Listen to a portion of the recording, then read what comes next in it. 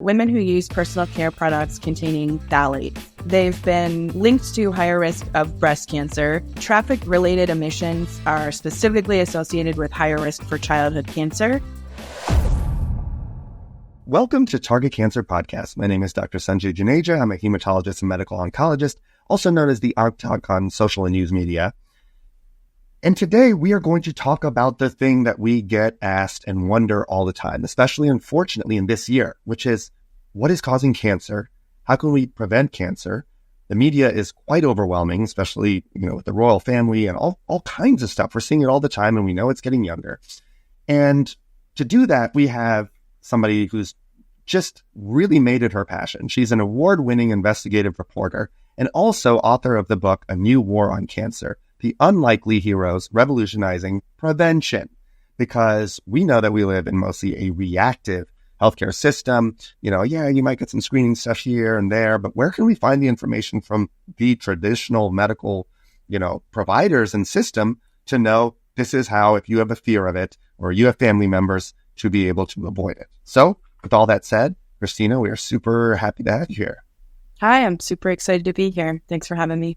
Of course. So you mentioned in your book, even on the kind of synopsis, we know that 2/3 of cancer upwards are related to environmental exposures or something that's happening in our lifetime. And I say that, and several of my guests say that, is remember, only 10% is, as far as we know, a genetic germline, passed down gene for cancer, but 90% is something that occurs in your lifetime. And that's why you're saying about 66% is, outside of serendipity and bad luck and statistical error, that it may be exposures. What made you, realize or recognize this, and what can you share with us? I know it's a lot, and I guess more than anything, how did it all start? So my younger sister was diagnosed with thyroid cancer when she was 25, which is young for a cancer diagnosis. It totally caught our family off guard. And at the time, her oncologist said, typically this runs in families. Do you have a family history of this? We didn't. No one else has had thyroid cancer since either.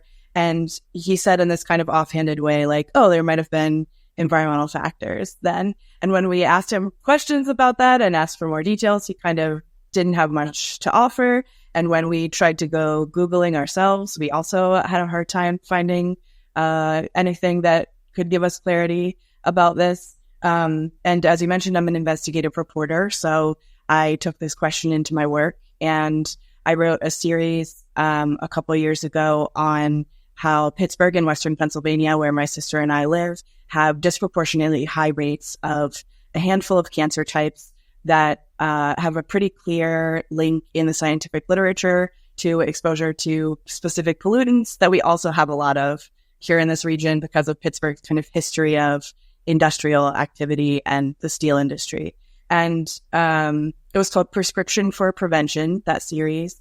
And it won. I didn't actually report on my sister directly. I went and talked to physicians, and I talked to other people in Pittsburgh who've had many family members develop the same types of cancer. And the series won a couple of awards, and I got a really nice note from an editor at a publishing house asking if I'd be interested in expanding that topic into a book with a national focus. So that's what, I think so many people who do work related to cancer, it was my own personal experience that brought me in. And then, I was fortunate to have a job that kind of provided me with tools to dig a little deeper and look for more answers than I was able to get at the time. And I should also mention that my sister is doing great. She's been in remission for a decade, and I'm super great. We're still very close. We live near each other. She has 2 super cute kids now. And I'm so happy that the treatments that she needed were available. Yeah. So, thyroid cancer, unfortunately, like many things in medicine still, many things that are predominantly, I think, female associated are just not as investigated. I think there's a lot of stuff, even with thyroid replacements, it's predominantly seen more in females as far as being hypothyroid and Hashimoto's, et cetera. And I think there's a huge deficit in investigation. So without spoiling, everything, what what did you find on why people may be getting thyroid cancer so frequently? So thyroid cancer is among a handful of cancer types that, along with childhood cancers and cancers in young adults, have been kind of steadily and alarmingly on the rise over the last several decades. And a lot of these cancers that have shown a kind of dramatic increase in incidence over the last several decades have links to exposure to harmful chemicals in the environment. And this is true for known carcinogens, but it's also true for a big class of chemicals called endocrine disrupting chemicals, which interrupt our body's natural hormonal processes and are kind of just starting to be linked to increased risk for hormones or for cancers that are associated with hormones. So things like thyroid cancer, prostate cancer, breast cancer.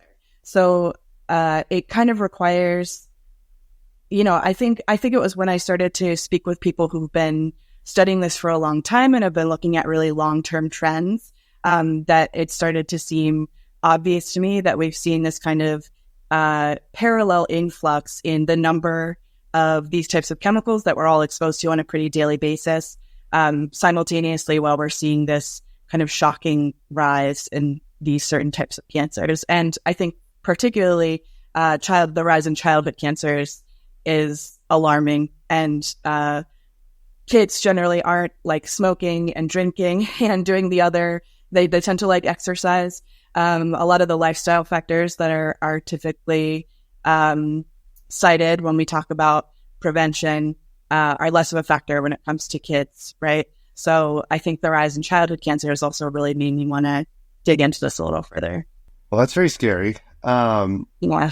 But real. I've heard multiple things, like as they relate to obviously drinking water. Like when I lived and trained for 10 years for my medical training, we would just get a paper that said, hey, our bad, your water didn't really meet standards for XYZ, A, B, 9, and 10. And that was it. No plan, no do anything. They're just like, if you don't feel right, go tell the doctor. And this was not 30 years ago. This was 5 years ago. And I was just like, how can you just get away with that? This is in Northern Louisiana. So outside of, water and elements and if you want to get into it, potentially food and microplastics, whatever you think is very important, to highlight, where I've seen a lot of questions. But in addition to all of those, there's a big faculty of thinking of actual ingestive deposition into your gut itself. I don't know how, I haven't been able to investigate how real that is, where basically a lot of these things are staying kind of almost living in your gut and stomach and small bowel. And we know that has a very, very, very intimate relation with your immune system. So a lot of people are getting autoimmune disease, getting what's called myalgias, which are just my muscles hurt, don't sleep well. A lot of these inflammatory stuff, it all has a very intimate relationship with your immune system and signaling of distress or duress, etc. And I feel a lot of them, like I said previously too, especially when it comes to generally what's thought of as a traditional female-related issues, are just written off, depression, this, that, and the other. So I basically just give you a full menu of things that you have options for to be able to unpack. But which one of those do you really kind of like to bring attention to, because they're all on, all of our minds? Yeah, I think one thing I was surprised to learn is that, so as you know, we don't really have the ability to say this person's cancer case happened because of these 5 reasons. The science isn't there, right? So we know that cancer is multifactorial. We know that there are many factors involved, and that it's complex. But we're also learning about kind of the problem with the myriad exposures that we have simultaneously and how that contributes to our overall higher cancer risk. So traditional toxicity studies look at chemicals kind of one at a time and say okay, there's no acute effect or no expected cancer effect at this little tiny dose. So we're going to say that little tiny dose is appropriate to be in plastic or in kids' toys or in makeup or whatever consumer product it's in, right? But in real life, we're not exposed to just one of those things at a time, right? We're exposed to tons of them, sometimes in the same product, and then sometimes across the course of our day. And then, as you mentioned, water and food and air pollution are all in that mix too. And there's been some really interesting research lately that's looked at the effects of chemical mixtures in our bodies and found that there's likely, in certain cases, a more than additive effect because of these overlapping exposures when it comes to elevating cancer risk, creating inflammation, causing problems for the immune system. So whereas like a one exposure to something in your water plus a one exposure to something in your makeup theoretically would just give you like a 2 of exposure, they're actually finding that they're multiplying each other because of the ways they interact once they're in our bodies. So a 1 plus a 1 plus a 1 might be more like a 7-fold risk rather than a 3-fold risk. And this is not how it's studied, to your point. Like they just look at one, that's right, and they're not actually even considering what the relationship or, synergism is if you were to put them together, and that effect on the cellular and, physiologic, metabolic degree of our normal human cells, which is scary. Yeah, that's exactly right. And so there are some scientists who study this who are kind of urging regulators to shift the way that we think about and kind of test for and regulate toxicity in traditional ways, and to consider these multiple exposures we're all getting. And then you also mentioned earlier, that these are exposures that happen in our lifetime that raise our cancer risk. But there's also really compelling new evidence that exposures that we have in our lifetimes can impact cancer risk for our kids and our kids' kids and our kids' kids' kids. So actually, our cancer risk can come from exposures that happened in our family, like before the pesticide DDT was outlawed. And while there were still being drugs prescribed that turned out to have carcinogenic properties that can impact risk for future generations. So it's complicated, but I think it all points to, a need to be thinking about the way we regulate chemicals in our everyday lives in a different way, in a new way. And how do we do that? What should we, say someone like me that's totally novice, I live in Southern Louisiana. My wife and I are both oncologists. We're very busy. Ideally we'd go cut the plants and stuff ourselves and cook it, but not functionally possible. Where do we start? Or if you want to do some background on some of the things that we may be doing that is the most concerning, as an average American, family, I don't know. I'd love to hear it. Yeah. So I think starting with food, it makes a lot of sense. I think I'm surprised to learn while writing the book that the United States still uses huge quantities of pesticides that are banned in many other countries. A lot of pesticides that are banned in the EU, banned in Japan, banned in countries like Norway and Sweden are just frequently used in the United States. And they're banned in those other places because they're linked to negative health effects. And the FDA in general and the EPA were kind of behind when it comes to a lot of other parts of the world in regulating chemicals in a way that prioritizes consumers over industries. And so when thinking about like food and pesticides, there have been some studies that showed pretty clearly that when people go from eating a conventional diet to eating an organic diet, within like a week of that switch, the numbers of pesticides in their bodies drop quite dramatically. And that's a tough one because it's organic food isn't accessible to everyone. It tends to be more expensive. You can't find it everywhere. So this is one of those areas where I think I'm trying to walk the line whenever I talk about this of saying like, there are some things we can all do to reduce our exposure, but ultimately we kind of need systemic changes to do this in a way that's fair and equitable and make things safer for everyone. So I do think it's worth, when organic food is available and accessible, especially if it's something you and your family eat a lot of, it's worth, if your kid is eating strawberries every morning for breakfast, maybe spraying for the organic strawberries. When it's something you eat less frequently, maybe it's less important.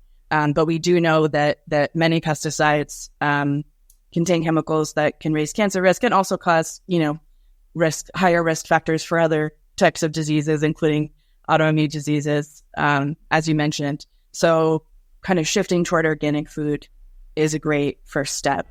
We pardon this interruption real quick. If you're enjoying this podcast or find it valuable for what we discuss and the education and how people see and think about cancer in general, we would very much appreciate a like, subscribe, and especially a share so we can bring that information as maximally and broadly as possible.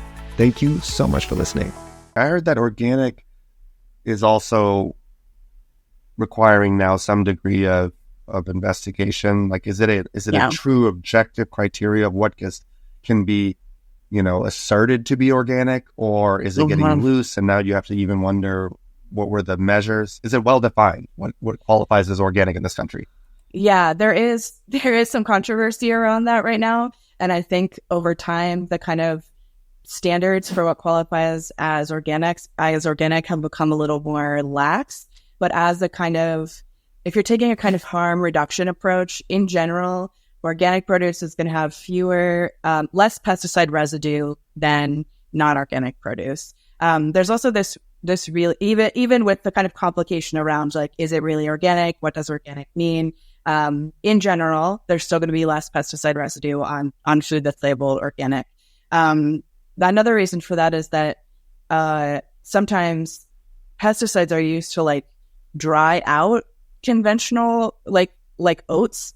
Are sometimes just if they're not organic, they may be coated in pesticides as part of a process called desiccation.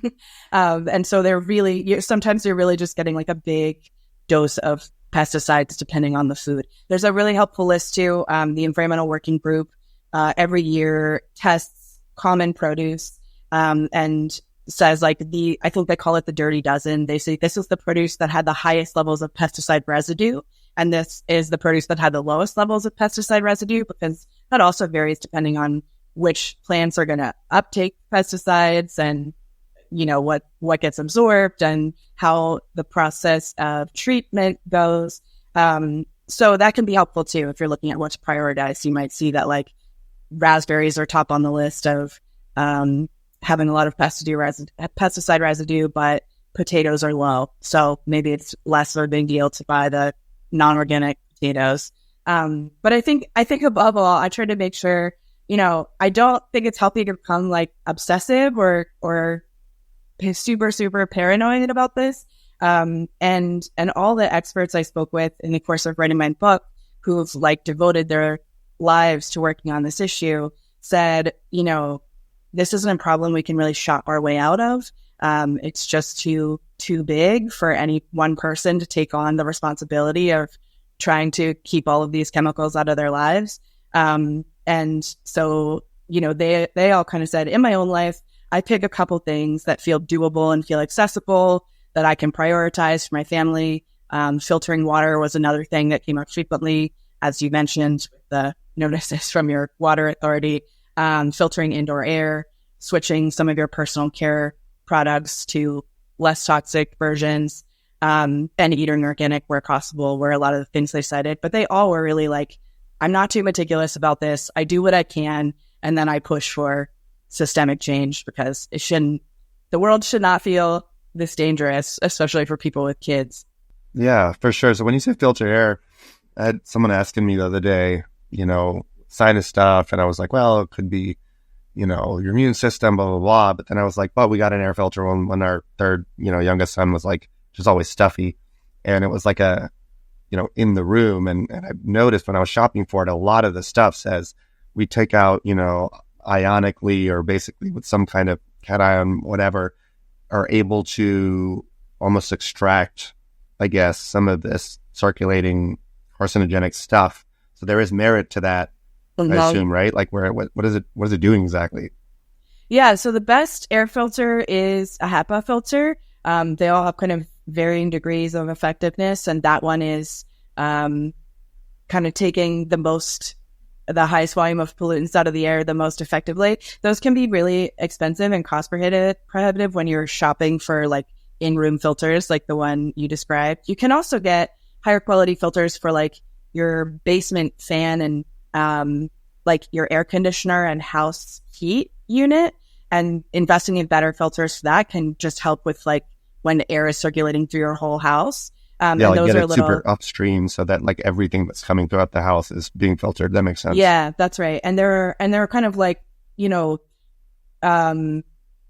ratings for those too, for how good those are. So investing in a slightly better filter for the whole house can help. And then, but if an in-room HEPA filter is really expensive, there's also this really cool version that you can DIY with a box fan.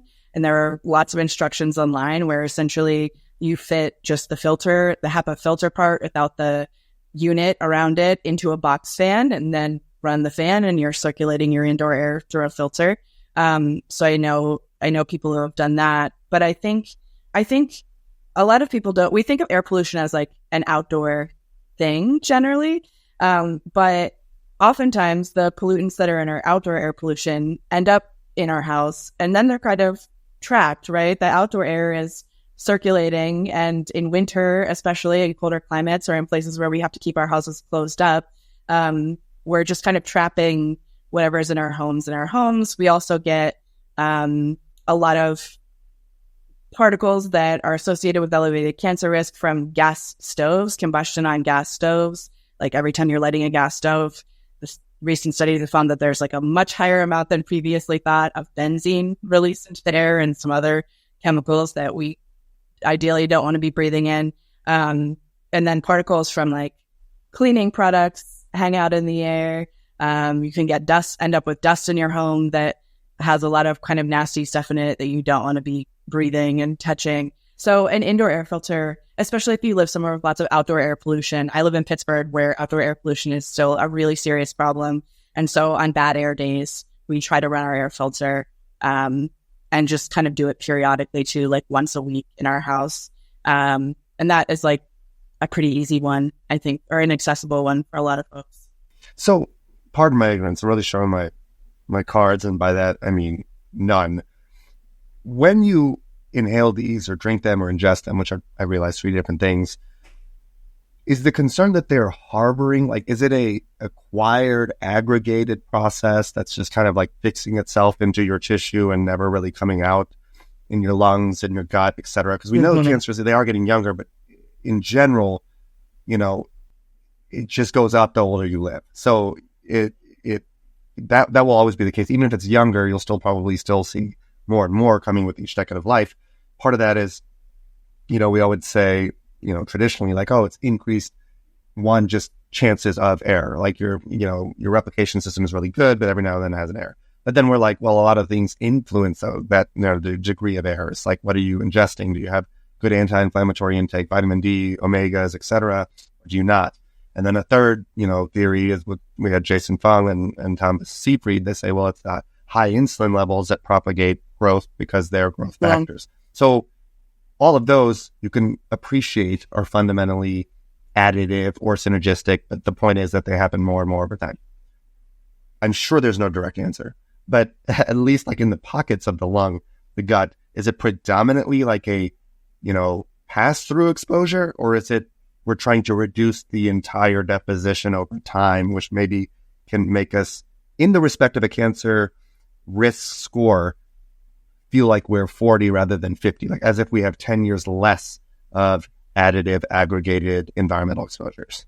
So I think it does really depend on like which route of exposure you're talking about. When we're talking about air pollution particles that are really, really, really tiny are increasingly looking like the most problematic ones, because they're small enough that they can pass directly into not just lung tissue, but kind of into lung tissue, into the bloodstream, into our brains. They can cause like full body increases in inflammation, which we know is a risk factor for lots of diseases. So I don't have a super clear answer. And I think it again depends on, that's very different than I would assume. And you're more knowledgeable on this particular question than I am. But when you're talking about something you're absorbing through your skin, I assume there's a different mechanism than something you're breathing via air pollution in terms of how those pollutants are interacting at a cellular level in your body. But I do think, I spoke with one researcher about air pollution who specifically cited some of the things you mentioned as being able to reverse some signs of cellular changes that contribute to cancer risk, things like, antioxidant consumption.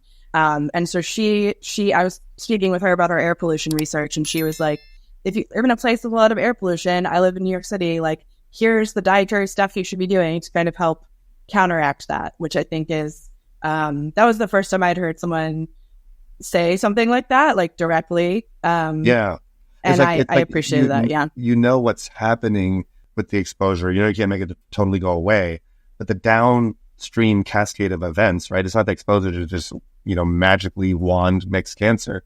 It's the series of events that follow. So it's immune system recruitment or whatever that process may be. There are ways to temper those processes, which is why we had a good podcast with some nutritionists, cancer nutritionists, and they talk about vitamin D and omegas and some of the more kind of things that, some things help the immune system because the immune system itself fights cancer, obviously, but then also anti-inflammatory, which may be a different pathway. So yeah, they're kind of within the exposures, things that you can do to change it. But one thing that I was kind of alluding to, and I should have just said it too, is with the ingestion ones, there's becoming a big faculty of thinking and subscribers of this.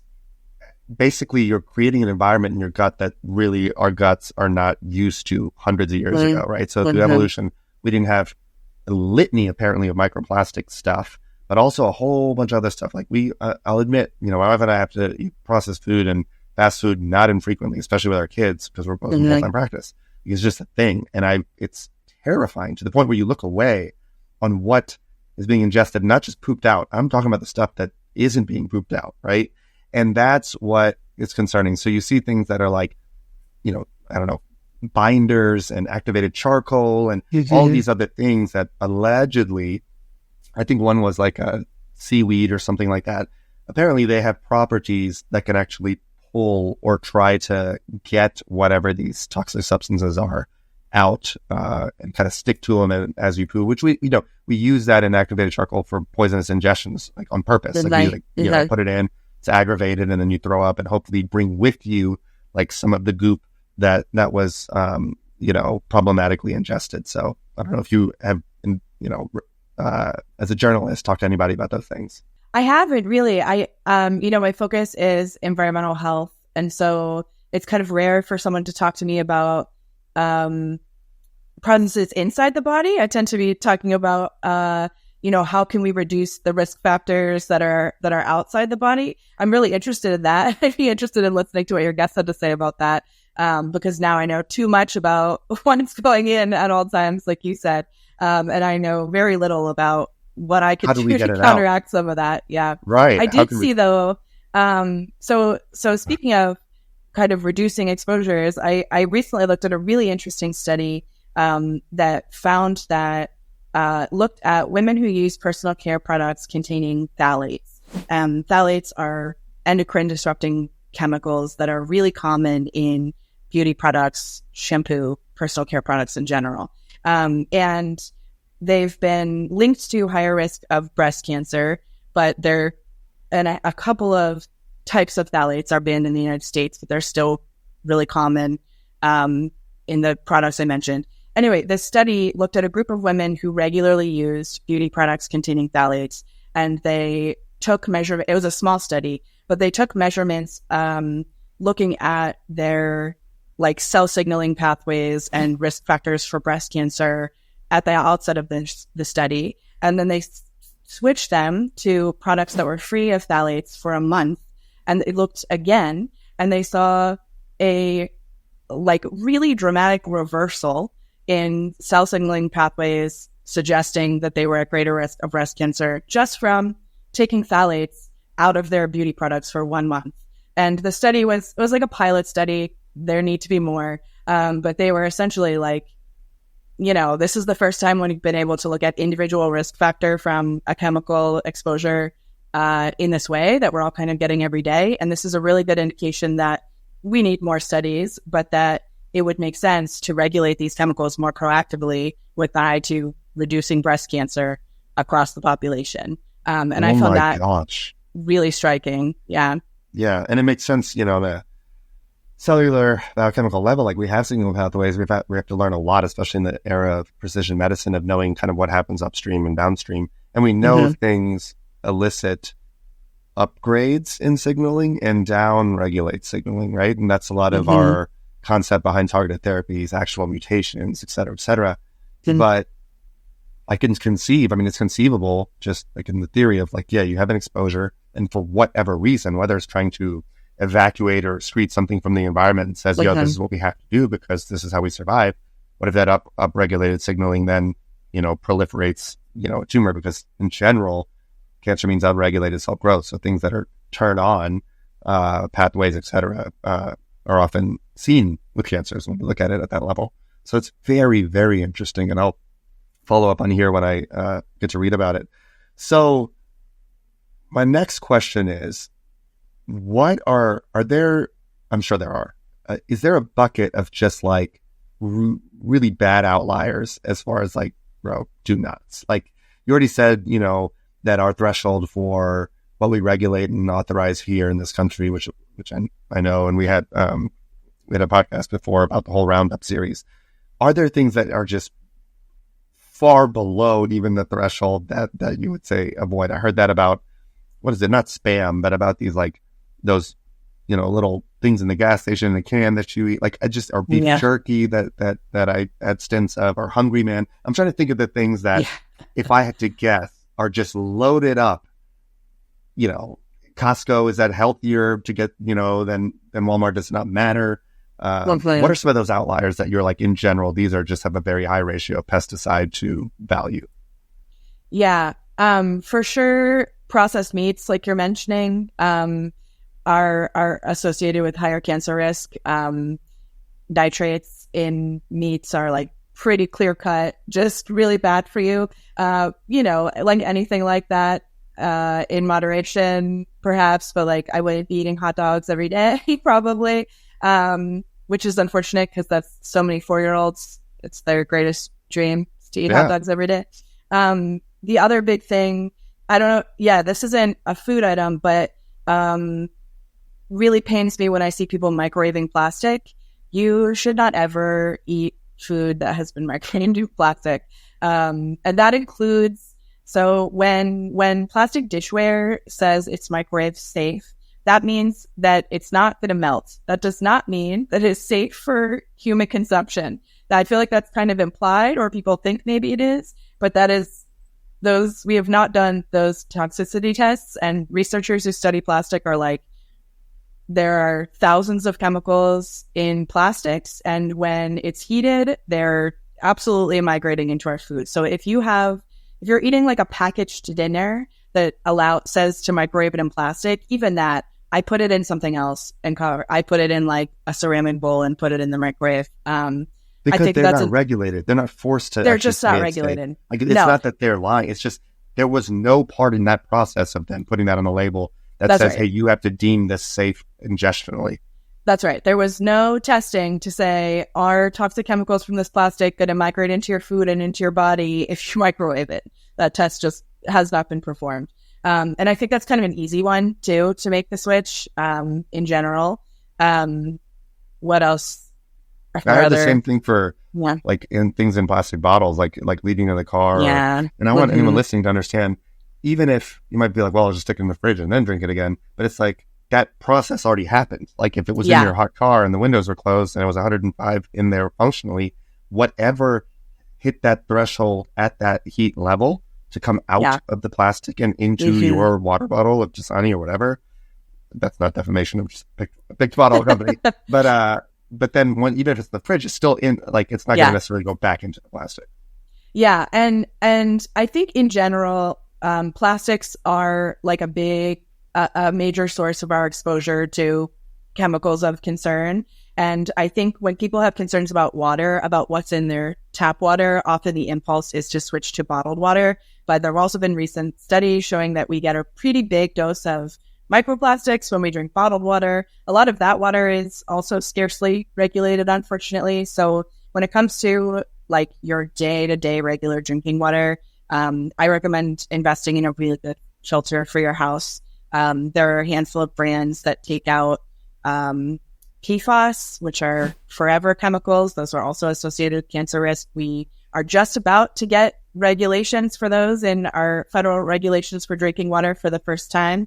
They've been announced, and they'll go into effect in June, which is very exciting. It's long overdue, but it only regulates a handful of those chemicals, and it'll take a while for those to go into effect as water authorities like prepare and catch up. So in the meantime, unfortunately, like some of the Brita filter doesn't filter out a lot of these kind of weirder contaminants, including things like PFAS, which are pretty common in American drinking water. So there's a brand called Clearly Filtered and another brand called Zero Water that have both been tested and found to remove, like 99 to 100% PFAS, and then a whole bunch of other like disinfection byproducts. Those are also linked to elevated cancer risk. And they sell, you can buy like a big under sink system, but they also sell pitchers, and they're pretty affordable. And those are available like at Target and on Amazon. So I think like filtering your air, investing in a good water filter, and stopping microwaving food and plastic is a really good starting point for folks. Yeah, some of that stuff that supposedly takes stuff out, that's kind of nosocomial is a word we use in medicine, which just means like it's hanging in the environment, are false finders as well. I guess presumably could be wrong to the PFAS, exposure chronically that we get, to be able to get it out of our gut. Yeah, and I've seen water bottles, and I don't know about the thoroughness of the evaluation, but like even the water bottles themselves say ionically that they're able to filter some of the stuff out. I don't know if you looked into that, but it is stressful.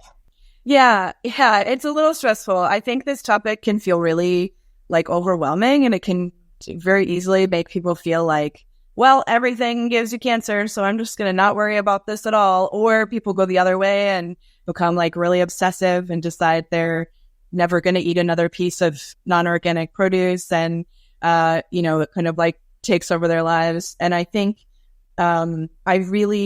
so for me, when I first started learning about this, I found all this pretty like overwhelming. And I think most Americans have this idea that we're more protected from this kind of stuff than it turns out we actually are, which is upsetting and scary to learn.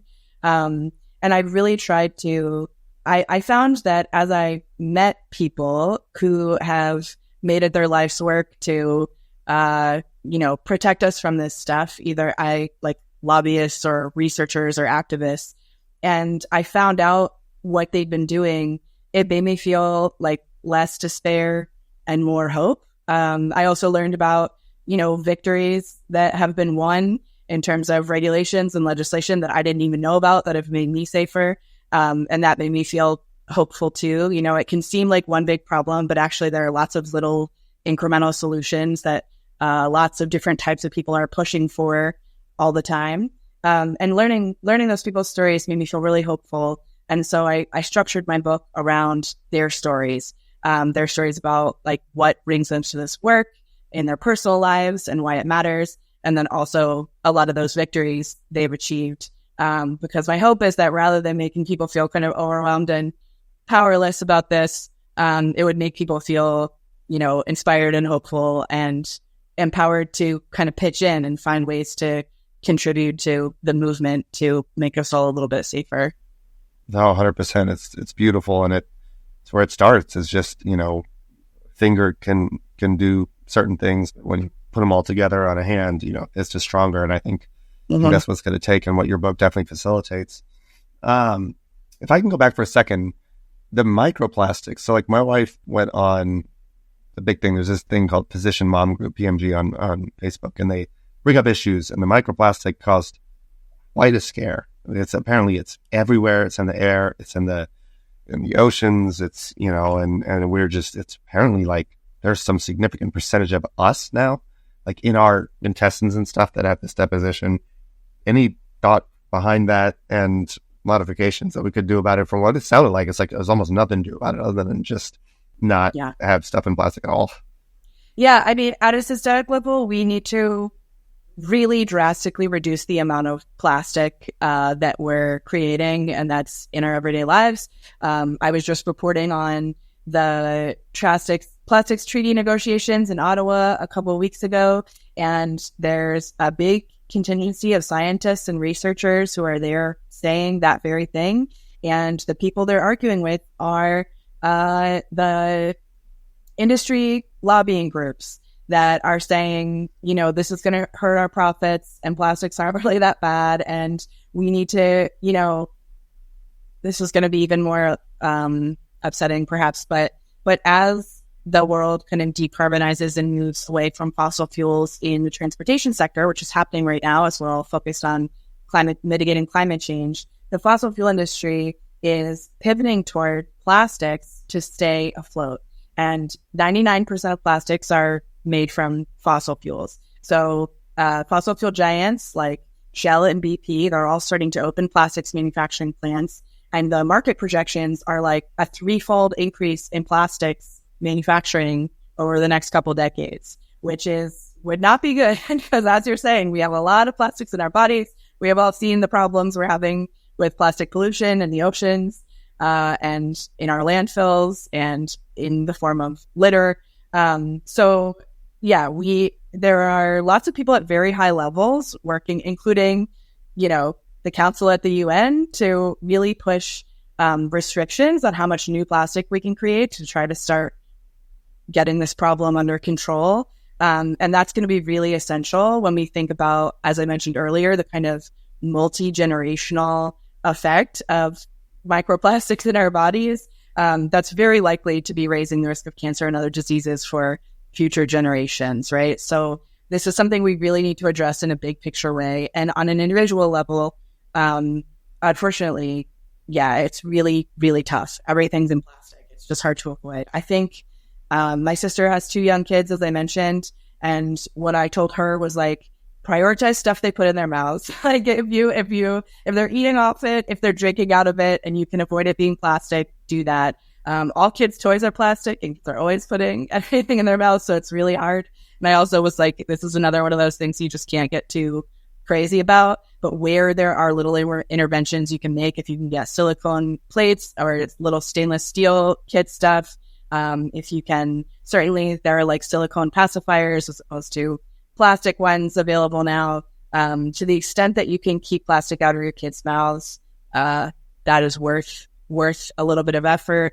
And for adults, it's just really hard. It's just really, really difficult. Not microwaving plastic is a good first step. Yeah. The stuff like, when we were transitioning and stuff, like even the milk bottle or whatever, the formula bottles, you put into this thing that heats it up like in the plastic bottle, bro. That's awful. Like it's been out the gates. And it's also crazy because plastic is relatively new for humans, right? Like as recently as the 30s, those baby bottles were glass. Like it just wasn't in like the scale of human evolution. It just hasn't been that long that we've been so reliant on plastics. And now it's just so difficult to imagine a world where they're not in every single thing that we use. And so, the people who are advocating for reduced plastics use are certainly saying there are medical uses for plastic that are important. There are certain industrial applications. There are things we need plastic for. They're not saying like no plastic ever again. But they are saying like, do we really need our raspberries to come in a plastic thing that's not recyclable, that's going to hang around for 200 years?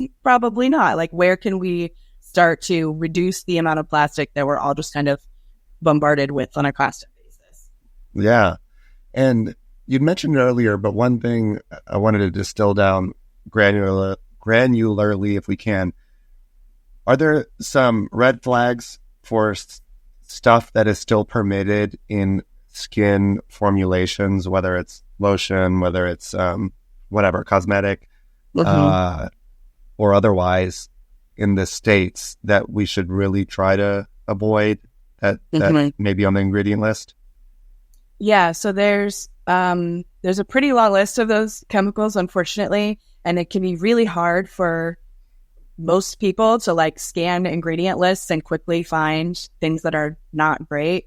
Some of the reason for that too is that in hair care products, for example, there are chemicals that combine when they're heated to release formaldehyde. So formaldehyde isn't listed as an ingredient in hair care products, but many people apply hair care products and then use a blow dryer or use a curling iron. And so it'd be hard to know, which chemicals to look for to know that, I'm releasing carcinogenic formaldehyde into the air if I heat my hair after using this. So I recommend that there are a couple of really good like third-party programs for evaluating the toxicity of personal care products here in the U.S. I personally really like one called the Healthy Living app. It's by the Environmental Working Group, which is a nonprofit chemical safety advocacy organization.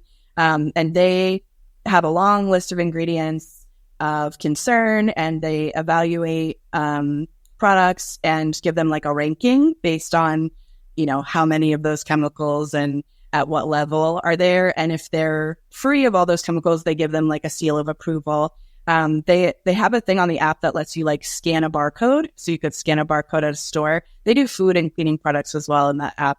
I mostly use it for personal care products. But I have found it easier.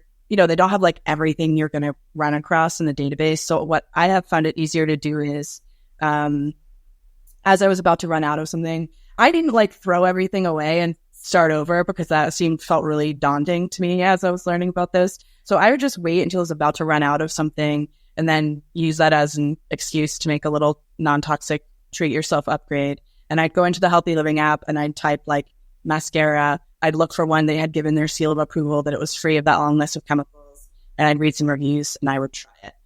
There's a database, an online database called Made Safe. That's another good resource. And there's a browser extension called Clearia, Clearya, that like as you're shopping on websites for personal care products, will like pull up ingredient list info and highlight ingredients of concern. That can make it easier if you're shopping on like Target or Amazon or something like that. So my recommendation, if you want to think about kind of detoxifying your personal care products, focus on stuff that stays on your skin for a long time. So if you're putting body lotion on your whole body every day, that's a lot of exposure. That's a lot more exposure than like face wash you wash off right away, for example. So I'd prioritize stuff that is staying on your skin for longer. Fine to just wait until you're running out of your existing thing. And then just kind of go seek out something. And it's hard to say like non-toxic, but like less toxic, safer, I think is an appropriate label. And now that I've kind of swapped all my stuff out, it actually feels really nice that I have gotten to the point where I feel pretty confident that everything I'm using is like the safest version I have access to. Yeah, a clean closet of sorts, but really just matter. Yeah. So, no, that's very helpful. I appreciate it. Lastly, what about, so I have people that message or even text that will say, everyone in my family / neighborhood / something local regionally. Is there a way to, I guess equitable, that you can kind of assess like, whoa, is my water sketchy? Is my air constitution sketchy? Like a little, I don't know, something that just can kind of assess your day-to-day exposures and give it a score or anything like that? There are some really good air monitors available for that kind of like very localized air monitoring. Purple Air has ones that are pretty affordable. And then they also, when you buy one and kind of put it in your backyard or whatever, you can opt into the public map. And so they also have a public map where you can go look at all the Purple Air monitors in your neighborhood. And, that data isn't getting validated in the same way that an EPA verified air monitor is. So there are caveats about accuracy, but they give you a pretty good idea about, is it a bad air day outside right now? And it's really interesting when you go look at the map you get so much more detail. It's so much more granular than like the one county air monitor that your public health department might have on its website.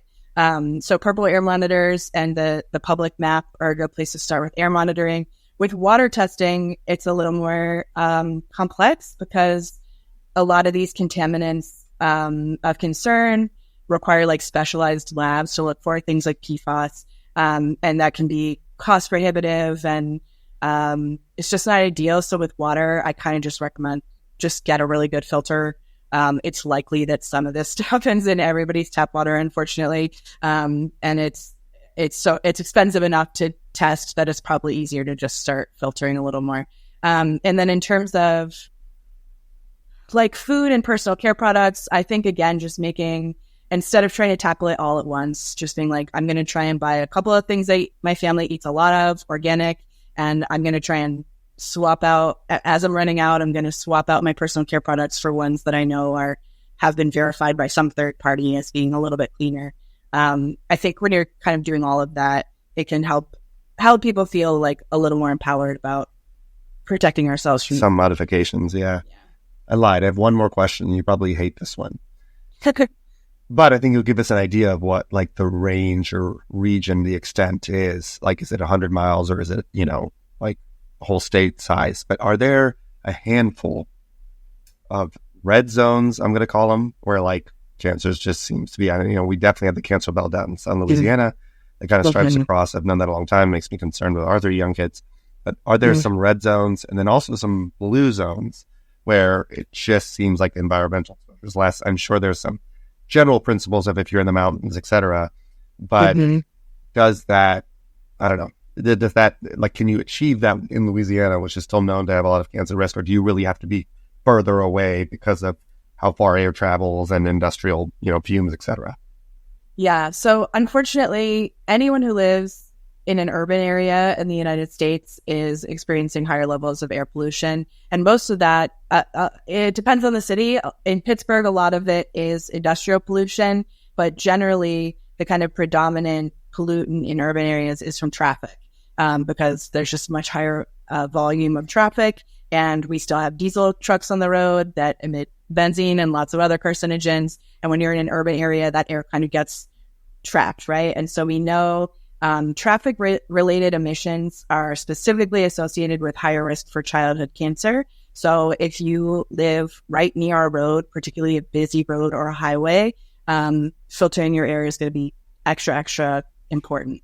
That's some of there are a handful of risk factors for childhood cancer that are like really clearly established in the literature, and traffic emissions and childhood leukemia is one of those where we know a lot about that. And if you can avoid having your kids exposed to those emissions, you should do so.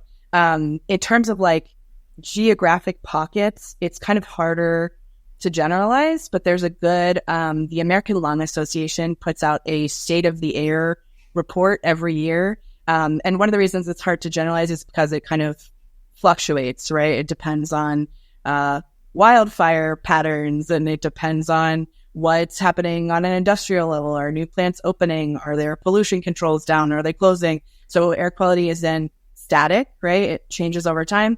The American Lung Association State of the Air report every year looks at cities across the country and ranks like the 10 worst counties and cities for air pollution in the U.S. And I think they also look at the 10 best. And then they have a lot of general information. You can go there and look up your zip code and see, like, how did I fare? Where was my town or city on the list? And that kind of stuff, that's hard too, right? Because if you find out you're in one of the most polluted areas, like, do you move? What do you do about that? But I do think it can inform choices about, like, how often are we running the air filters? Are the windows open? Is it a good day? Knowing if it's a good or a bad air day is also important for deciding, like, am I going to go for a long run outdoors today? If it's an extremely bad air pollution day, maybe I'd be better off going to the gym, and same with like letting your kids play sports outdoors. It can help inform some of those decisions. So looking at those air quality reports and getting into like the Purple Air Monitor community level monitoring can be helpful for those kinds of choice points. If you're driving a lot on the highway, can you like filter your car? So there are cars do have filters. They're not HEPA filters. They're not awesome, but they do filter some pollutants. I don't actually know if this is better, but I have noticed that when I'm driving on the highway, especially if I'm in like a lot of traffic and I have my air circulation system in my car set to like outdoor air instead of recirculate, I can very much smell diesel fumes. And so if I'm in wall-to-wall highway traffic, I often switch it to recirculate. And I don't know, I'm not like talked to a scientist to be like, if I'm not smelling it, does that mean it's better? So that's my caveat there. But, you know, I think in general, you want outdoor air circulating through your car as a kind of filter, unless you're sitting in wall-to-wall traffic and you're just filling up your car with those diesel fumes. But again, my disclaimer there is, I don't know if there's science on that. No, I think that helps a lot of people because most people are just like, what difference does it make? So yeah, sure. Well, Kristina, we appreciate you so much. You've given us a lot of stuff that, like you said, can empower us to make some degree, whether it's 1 degree or, 9 degrees of modifiable change, if it's something that hits home, and to just be more aware. So if you have any closing thoughts or where we can find you, what we can do to help, clearly something you're very passionate about, let us know. Yeah, thank you. There's a website about my book, newwaroncancer.com. You can also get there by going to KristinaMarusic.com. My book is 20% off if you buy it directly from the publisher, Island Press, using the discount code WAR, W-A-R. And one thing we didn't quite get to, but that I encourage folks to do is to contact your lawmakers, let them know this issue is important to you, tell them you're interested in cancer prevention, focused on reducing our exposure to harmful chemicals. Lawmakers they very rarely hear from people anymore. And when they hear from 1 or 2 people about an issue, they assume those voices represent many more of their constituents. There's good state level regulation happening related to especially toxic chemicals in consumer products.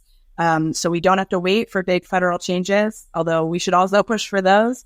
It's important to kind of tune into what's happening in your state and locally and let your lawmakers know that this issue is a priority for you. That's huge. Kristina, thank you so much. Yeah, thanks so much for having me.